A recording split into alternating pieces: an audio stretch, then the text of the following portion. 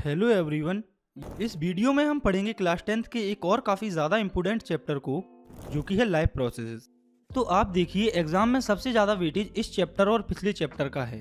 तो आपको बस एंड तक इस वीडियो को देखना है, जिससे आपके इस चैप्टर के सभी डाउट्स क्लियर हो सकें और आपकी बोर्ड एग्जाम में हेल्प हो सके। तो चलिए स्टार्ट करते हैं।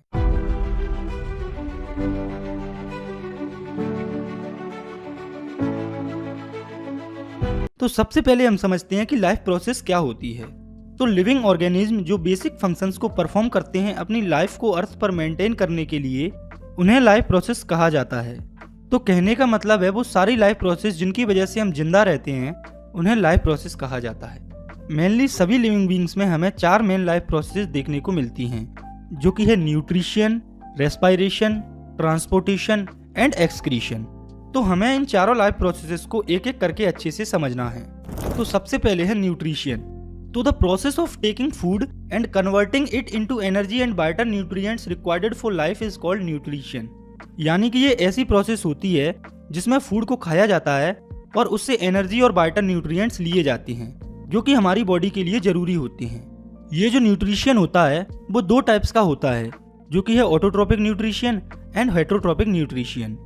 ऑटोट्रोपिक न्यूट्रिशन में जो ऑर्गेनिज्म होते हैं वो अपना खाना खुद बनाते हैं, वो किसी पर डिपेंड नहीं होते हैं। For example green plants and algae. वहीं पर जो हेटरोट्रोपिक न्यूट्रिशन होता है उसमें ऑर्गेनिज्म अपने खाने के लिए दूसरे ऑर्गेनिज्म पर डिपेंड रहते हैं, वो खुद अपने खाने को प्रिपेयर नहीं कर पाते हैं। ये जो हेटरोट्रोपिक न्यूट्रिशन होता है इसके भी फर्दर 3 टाइप्स होते हैं, जो कि है saprophytic nutrition, parasitic nutrition and holozoic nutrition. तो सेप्रोफाइटिक न्यूट्रिशन ऐसा न्यूट्रिशन होता है जिसमें organism dead and decaying matter पर फीड करता है अपने न्यूट्रिशन के लिए। For example fungi, yeast, ETC. दूसरा है पैरासिटिक न्यूट्रिशन। इस न्यूट्रिशन में ऑर्गेनिज्म न्यूट्रिशन लेता है होस्ट के ऊपर रहकर या उसके अंदर रहकर। For example lice, tapeworm, etc. तो जो लाइस जो जूं होती है वो हमारे बालों में रहती है और वो हमसे न्यूट्रिशन लेती है बिना हमें मारे। इसके बाद हेटरोट्रोपिक न्यूट्रिशन का तीसरा टाइप है होलोजोइक न्यूट्रिशन। तो ये ऐसा न्यूट्रिशन होता है जिसमें इंडिविजुअल सॉलिड फूड मटेरियल को खाते हैं और फिर उसका एब्जॉर्प्शन होता है। हम ह्यूमंस और ज़्यादातर इवॉल्व्ड एनिमल्स होलोजोइक न्यूट्रिशन से ही अपना खाना बनाते हैं। ये जो न्यूट्रिशन होता है वो टोटल 5 स्टेप्स में कंप्लीट होता है, जिन्हें हम आगे समझेंगे।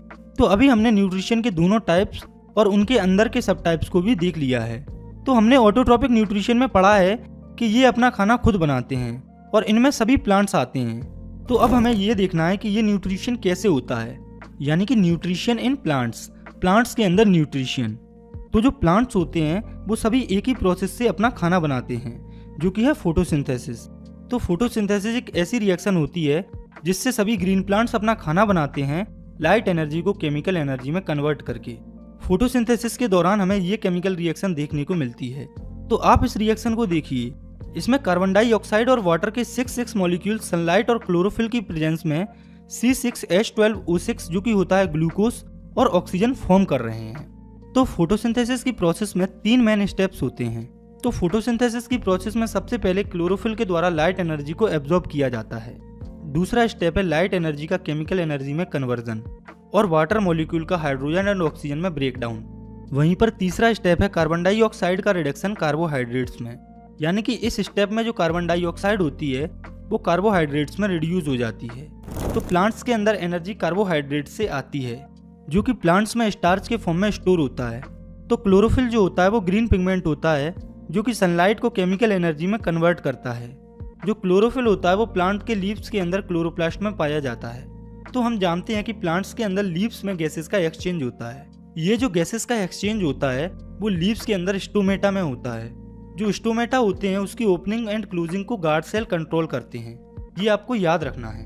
तो हमने स्टार्टिंग में देखा था कि होलोजोइक न्यूट्रिशन 5 स्टेप में कंप्लीट होता है, जो कि है इंजेशन, मतलब खाने को खाना या अंदर लेना। फिर है डाइजेशन, मतलब कि खाने को डाइजेस्ट करना। अगला है एब्जॉर्प्शन, यानी कि डाइजेस्टेड खाने को बॉडी पार्ट्स में एब्जॉर्ब करना। इसके बाद चौथा स्टेप है एसिमिलेशन, यानी कि एब्जॉर्ब फूड से एनर्जी को रिलीज करना। और लास्ट स्टेप है इजेशन, मतलब फूड से एनर्जी लेने के बाद जो वेस्ट बचता है उसे बाहर निकालना। तो ये थे होलोजोइक न्यूट्रिशन के 5 मेन स्टेप्स। इसके बाद हमें देखना है अमीबा के अंदर न्यूट्रिशन। तो आप इन डायग्राम्स को देखिए। सबसे पहले अमीबा फूड को सेंस करता है, उसके बाद अमीबा में फिंगर लाइक स्ट्रक्चर होती है सूडोपोडिया, जो कि फूड को सराउंड करती है। उसके बाद ये जो फूड होता है उस पर साइटोप्लाज्म से एंजाइम सीक्रेट होते हैं उसके फूड वैक्यूल में। उसके बाद फूड वैक्यूल में फूड डाइजेस्ट होता है, एब्जॉर्ब होता है और उसको एसिमिलेट किया जाता है एनर्जी के लिए। और लास्ट में एनर्जी के बाद जो वेस्ट बचता है अमीबा के अंदर, अमीबा उसे बाहर निकाल देता है। तो ये था अमीबा का न्यूट्रिशन, जो कि मोस्टली एग्जाम में नहीं पूछा जाता। लेकिन आगे मैं जो आपको पढ़ाने जा रहा हूँ उसके काफ़ी ज़्यादा चांसेस हैं कि वहाँ से कोई ना कोई क्वेश्चन आपके एग्जाम में आ जाए। तो आगे हमें समझना है न्यूट्रिशन इन ह्यूमन बींग्स को, यानी कि ह्यूमन बींग्स के अंदर न्यूट्रिशन। तो ह्यूमन बींग्स के अंदर nutrition mainly human digestive system से होता है और इसके मेनली दो पार्ट्स होते हैं, जो कि है alimentary canal and associated glands.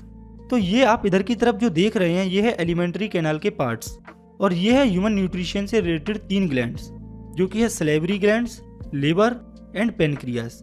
तो ये तीनों डायरेक्टली ह्यूमंस के अंदर फूड के डाइजेशन में इन्वॉल्व नहीं होते, मतलब इनके अंदर डायरेक्टली फूड एंटर नहीं होता है, बल्कि ये ग्लैंड्स तो कुछ इंपोर्टेंट सब्सटेंस सीक्रेट करते हैं जो कि ह्यूमन बॉडी में फूड के डाइजेशन में हेल्प करती हैं।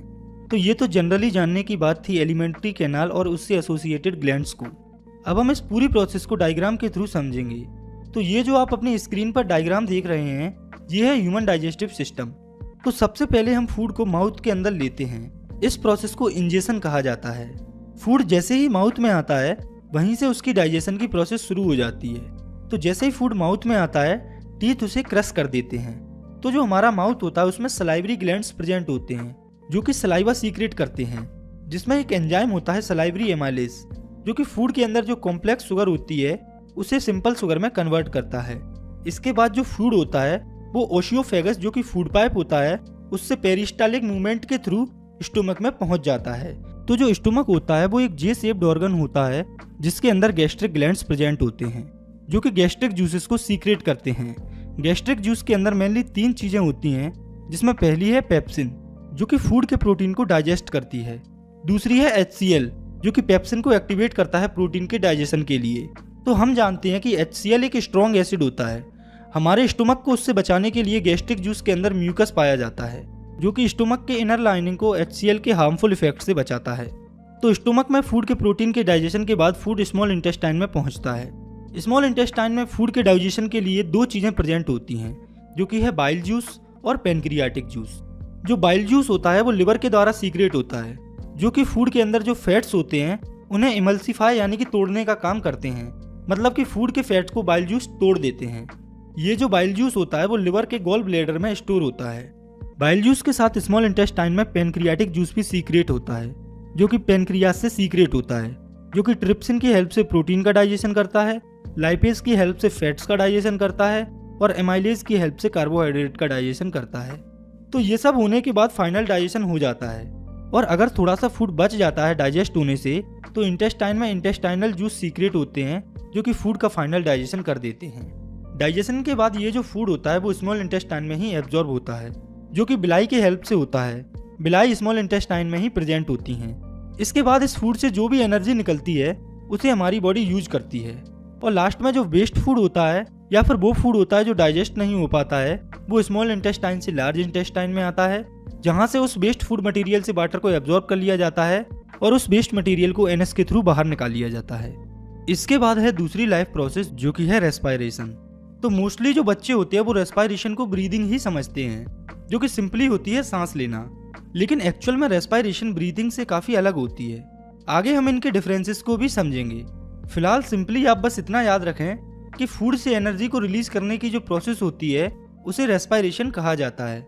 वहीं पर ब्रीदिंग एक ऐसी प्रोसेस होती है जिसमें ऑर्गेनिज्म फ्रेश एयर, जो कि होती है ऑक्सीजन, उसे अंदर लेता है और इम्प्योर एयर यानी कि कार्बन डाइऑक्साइड को बाहर निकालता है। तो आप इस टेबल पर नजर डालिए, इसमें ब्रीदिंग और रेस्पायरेशन में कुछ कॉमन डिफरेंसेस दिए हुए हैं। तो पहला डिफरेंस तो आप देखिए इनकी डेफिनेशन का दिया हुआ है, जो कि है कि ब्रीदिंग में गैसेस का एक्सचेंज होता है, जबकि जो रेस्पायरेशन होती है वो फूड से एनर्जी रिलीज करने की प्रोसेस होती है। इनका दूसरा डिफरेंस है कि ब्रीदिंग की प्रोसेस लंग्स में होती है, मतलब कि गैसेस का एक्सचेंज लंग्स में होता है, वहीं पर जो रेस्पायरेशन की प्रोसेस होती है वो सभी सेल्स के अंदर हो रही होती है। तीसरा डिफरेंस है कि ब्रीदिंग एक फिजिकल प्रोसेस होती है, क्योंकि इसमें सिंपली बस गैसेस का एक्सचेंज होता है, वहीं पर जो रेस्पायरेशन होती है वो एक केमिकल प्रोसेस होती है। चौथा डिफरेंस है कि ब्रीदिंग के अंदर एनर्जी रिलीज नहीं होती है, वहीं पर रेस्पिरेशन के अंदर एनर्जी रिलीज होती है एटीपी के फॉर्म में। तो आप देखिए रेस्पिरेशन के अंदर फूड से एनर्जी को रिलीज किया जाता है, और ये जो रेस्पिरेशन होता है वो मेनली दो टाइप से होता है, या हम कहें कि रेस्पिरेशन दो टाइप्स का होता है, जो कि है एरोबिक रेस्पिरेशन और एनएरोबिक रेस्पिरेशन। तो जो एरोबिक रेस्पिरेशन होती है उसमें ऑक्सीजन की प्रेजेंस में फूड का ब्रेकडाउन होता है, और ये जो प्रोसेस है फूड के ब्रेकडाउन की वो सेल के साइटोप्लाज्म और माइटोकॉन्ड्रिया में हो रही होती है। एरोबिक रेस्पिरेशन में फूड का जो कि ग्लूकोज के फॉर्म में होता है उसका कंप्लीट ब्रेकडाउन होता है, और इससे 38 एटीपी एनर्जी रिलीज होती है। तो अब यहाँ पर आप सोच रहे होंगे कि ये एटीपी क्या होती है। तो ये एनर्जी करेंसी होती है सेल की, जिसका फुल फॉर्म होता है एडिनोसाइन ट्राइफॉस्फेट। इसके साथ एरोबिक रेस्पिरेशन में जो एंड प्रोडक्ट्स होते हैं वो होते हैं H2O एंड कार्बन डाइऑक्साइड। और वहीं पर अगर हम बात करें एनएरोबिक रेस्पिरेशन की, तो ये ऐसा रेस्पिरेशन होता है जिसमें ऑक्सीजन की जरूरत नहीं पड़ती है। ये सिर्फ सेल के साइटोप्लाज्म वाले पार्ट में होता है। इसमें फूड या ग्लूकोज का इनकम्प्लीट ब्रेकडाउन होता है। इससे बस 2 एटीपी एनर्जी निकलती है, जो कि काफी कम होती है, और वो रिलीज होती है। इसके साथ एनएरोबिक रेस्पिरेशन में CO2 और इथाइल अल्कोहल या लैक्टिक एसिड फॉर्म होते हैं। तो ये थे रेस्पिरेशन के दोनों टाइप्स, जो कि थे aerobic respiration and non aerobic respiration. Respiration के टाइप्स को समझने के बाद आप इस फ्लो चार्ट पर नजर डालिए। इसमें 3 मेन कंडीशंस हैं, जो कि हैं absence of oxygen, presence of oxygen और लैक ऑफ ऑक्सीजन। इस फ्लो चार्ट में कहां पर कैसे ब्रेकडाउन होता है ये दिखाया गया है, और उनमें क्या एंड प्रोडक्ट्स होते हैं ये भी शो किया गया है। तो आप इस फ्लो चार्ट को देखिए। इसमें पहले जो फूड या ग्लूकोज है वो पायरूवेट में कन्वर्ट होता है सेल के साइटोप्लाज्म में। उसके साथ अगर ऑक्सीजन एब्सेंट है, जैसे जो ईस्ट में होती है, तो ये पायरूवेट इथेनॉल, कार्बन डाइऑक्साइड और वाटर में टूट जाता है। और ऐसे ही अगर ऑक्सीजन प्रेजेंट होती है तो ये पायरूवेट माइटोकॉन्ड्रिया के अंदर कार्बन डाइऑक्साइड और वाटर में टूट जाता है, और लार्ज अमाउंट में एनर्जी रिलीज होती है। और वो कितनी एनर्जी रिलीज होती है ये अभी हम पहले देख चुके हैं, जो कि है 38 एटीपी। इसके बाद जब हमारे सेल में ऑक्सीजन की कमी होती है तो लैक्टिक एसिड फॉर्म होता है हमारे सेल्स में।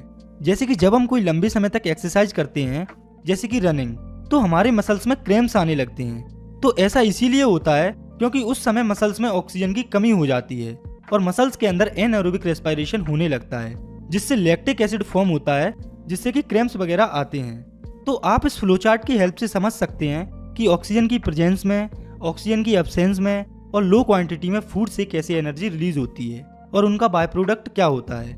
इसके बाद हम कुछ ऑर्गेनिज्म के अंदर रेस्पिरेशन की प्रोसेस को समझेंगे। तो पहले हम समझते हैं प्लांट्स के अंदर रेस्पिरेशन को।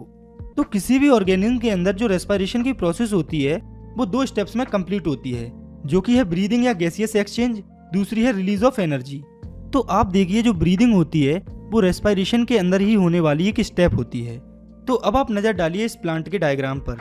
तो प्लांट्स में 3 जगहों से गैसेस का एक्सचेंज होता है, जो कि है लीव्स, स्टेम एंड रूट्स।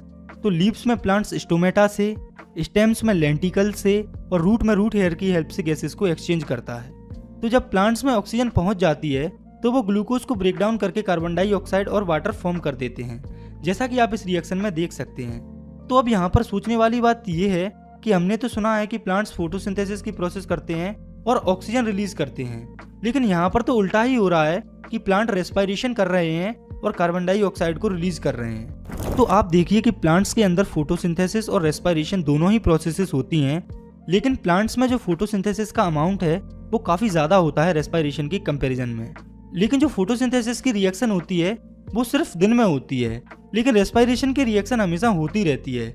इसीलिए आपने देखा होगा कि हमारे जो घर वाले होते हैं वो हमें रात में पेड़ों के पास जाने से मना करते हैं। तो इसका साइंटिफिक रीजन ये है कि रात में फोटोसिंथेसिस की प्रोसेस नहीं हो रही होती है, लेकिन रेस्पिरेशन की हो रही होती है, जिससे जो प्लांट्स होते हैं वो CO2 गैस को रिलीज करते हैं, ऑक्सीजन को नहीं।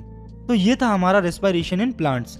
इसके बाद आगे हमें पढ़ना है रेस्पिरेशन इन ह्यूमन बींग्स, यानी कि ह्यूमन बींग्स के अंदर रेस्पिरेशन। तो ये जो डायग्राम आप अपनी स्क्रीन पर देख रहे हैं ये है human respiratory system.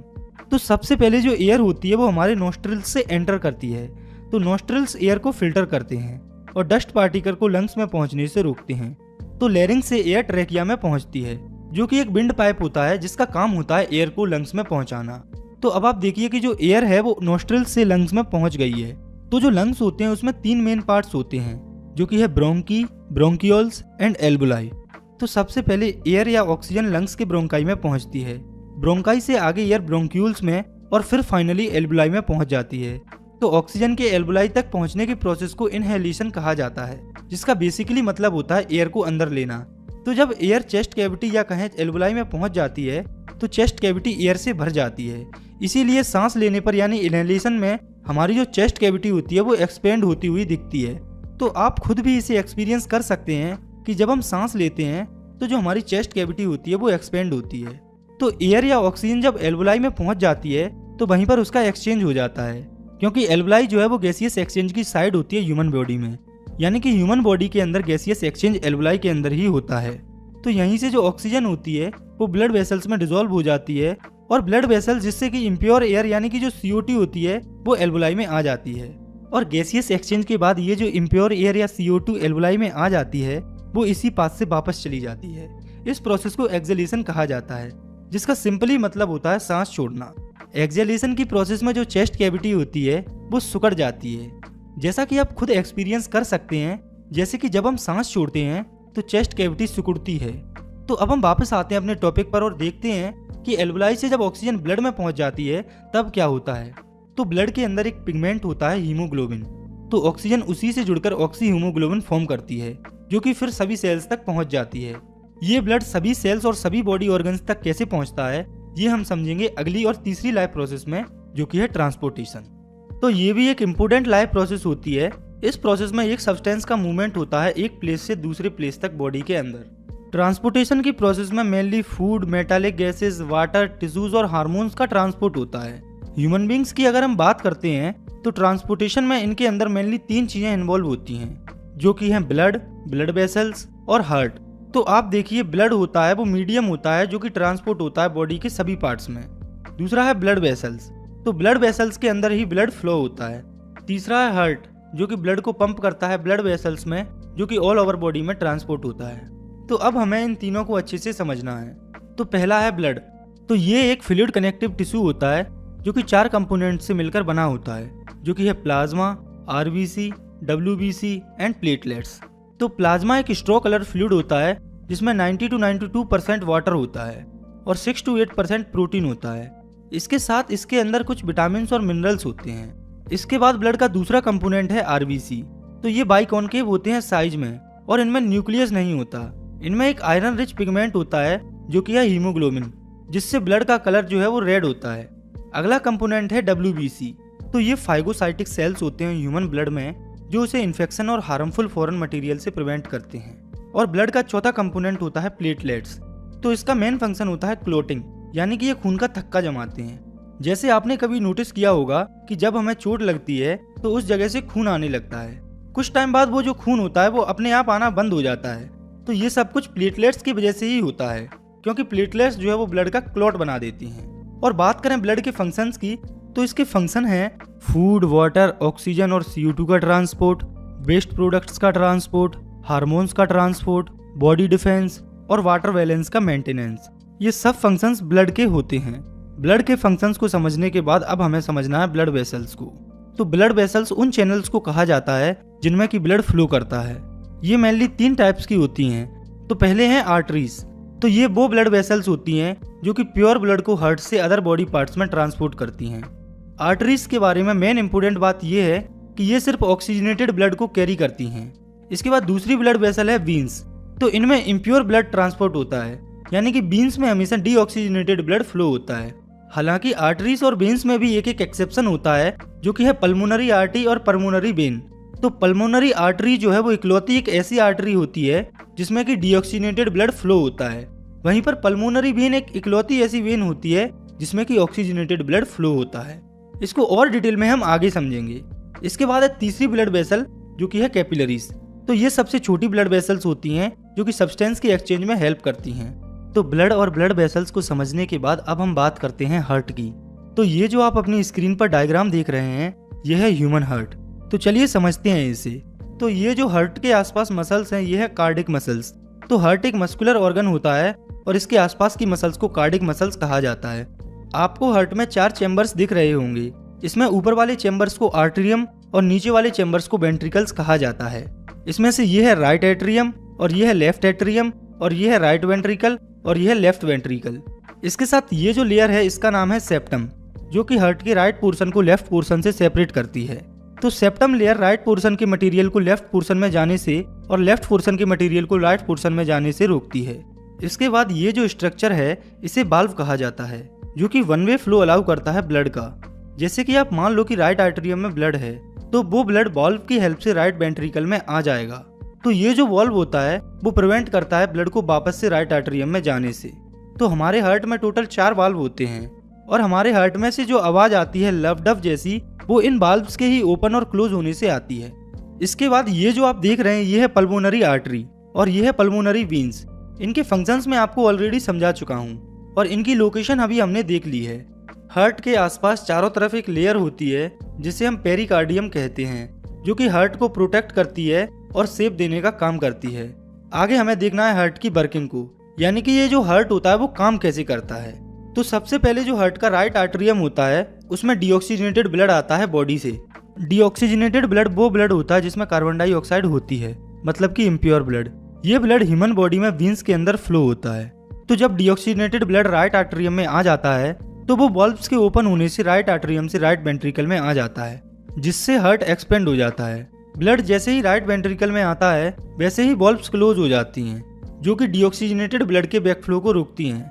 Right ventricle से जो ब्लड है वो पल्मोनरी आर्टरी के थ्रू लंग्स में पहुंच जाता है, जहां पर लंग्स उसे फिल्टर कर देता है। मतलब कि लंग्स के अंदर डीऑक्सीजनेटेड ब्लड से CO2 निकल जाती है और ऑक्सीजन ब्लड के अंदर आ जाती है, यानी कि ब्लड ऑक्सीजनेटेड हो जाता है।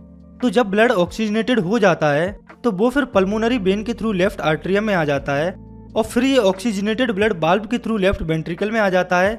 इसके बाद इस ब्लड को सभी बॉडी पार्ट्स में पंप कर दिया जाता है अरोटा के थ्रू। तो अब आप देखिए, आपने नोटिस किया होगा कि ब्लड जो है वो हार्ट में 2 बार फ्लो होता है।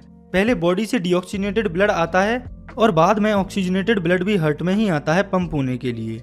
हार्ट में ब्लड के 2 बार आने की वजह से इसे डबल सर्कुलेशन कहा जाता है, क्योंकि ह्यूमंस के अंदर ब्लड हार्ट में 2 बार सर्कुलेट होता है। अभी आपको डबल सर्कुलेशन को समझने में काफी कंफ्यूजन हो रही होगी। चलिए कोई बात नहीं, आप इस डायग्राम को देखिए। इस डायग्राम को देखने के बाद आपको डबल सर्कुलेशन को समझने में कोई कंफ्यूजन नहीं होगी। तो ये डायग्राम शो कर रहा है ह्यूमन बॉडी में डबल सर्कुलेशन को। तो आप देखिए, ये है लंग, ये है पल्मोनरी वेन, ये है अरोटा, ये है पल्मोनरी आर्टरी और ये है वीना कावा। तो इन सब के फंक्शंस हमें पता है। तो आप देखिए, ये हो गया एक सर्कुलेशन की बॉडी से डीऑक्सीजनेटेड ब्लड हार्ट में आ गया, फिर ये ब्लड पल्मोनरी आर्टरी से लंग्स में पहुंच गया, जहां लंग्स इस ब्लड को फिल्टर करता है और ये ऑक्सीजनेटेड हो जाता है। उसके बाद ये ऑक्सीजनेटेड ब्लड पल्मोनरी वेन के थ्रू हार्ट में आ जाता है और फिर ये अरोटा के थ्रू पूरी बॉडी में पंप कर दिया जाता है। तो आप देखिए, ये दूसरी बार ब्लड हार्ट में आया है, इसी वजह से इसे डबल सर्कुलेशन कहा जाता है। ये प्रोसेस हमारी बॉडी में कंटिन्यू काफी फास्ट चलती रहती है। हमारा हार्ट 1 मिनट में approx 5 to 7 litres blood pump करता है, वहीं पर हमारा हार्ट नॉर्मली 1 मिनट में 70 to 80 हार्ट बीट शो करता है। तो ये था ह्यूमन बींग्स के अंदर ट्रांसपोर्टेशन। इसके बाद हमें देखना है प्लांट्स के अंदर ट्रांसपोर्टेशन को। तो प्लांट्स के अंदर भी वाटर, मिनरल्स और फूड का ट्रांसपोर्ट होता है। जो वाटर और मिनरल्स होते हैं वो सॉइल से एब्जॉर्ब होते हैं प्लांट की रूट से और फिर ये ट्रांसपोर्ट किए जाते हैं प्लांट्स के अलग अलग पार्ट्स में, जैसे कि स्टेम्स में, लीव्स में, फ्लावर्स में। वहीं पर जो फूड होता है वो प्लांट्स की लीव्स में प्रिपेयर होता है, जो कि प्लांट्स की डेवलपिंग पार्ट्स में ट्रांसपोर्ट होता है। तो प्लांट्स के अंदर ट्रांसपोर्टेशन के 2 मीडियम होते हैं, जो कि है जाइलम और फ्यूलम। तो हम एक एक करके देखते हैं इन दोनों के ट्रांसपोर्ट को। तो पहले है जाइलम। तो जाइलम एक टिश्यू होता है प्लांट्स के अंदर, जो कि वाटर एंड मिनरल्स का ट्रांसपोर्ट करता है। प्लांट्स के अंदर जाइलम का ट्रांसपोर्ट यूनिडायरेक्शनल होता है, मतलब जाइलम एक डायरेक्शन में ही वाटर एंड मिनरल्स को ट्रांसपोर्ट करता है। और ऐसा इसलिए होता है क्योंकि प्लांट्स में वाटर और मिनरल्स मेनली रूट्स से ही ट्रांसपोर्ट होते हैं, जिसे कि एक ही डायरेक्शन में ऊपर की तरफ ट्रांसपोर्ट होना होता है। जाइलम के ट्रांसपोर्ट में फिजिकल फोर्सेस जैसे कि ट्रांसपायरेशन, पुल इन्वॉल्व होते हैं।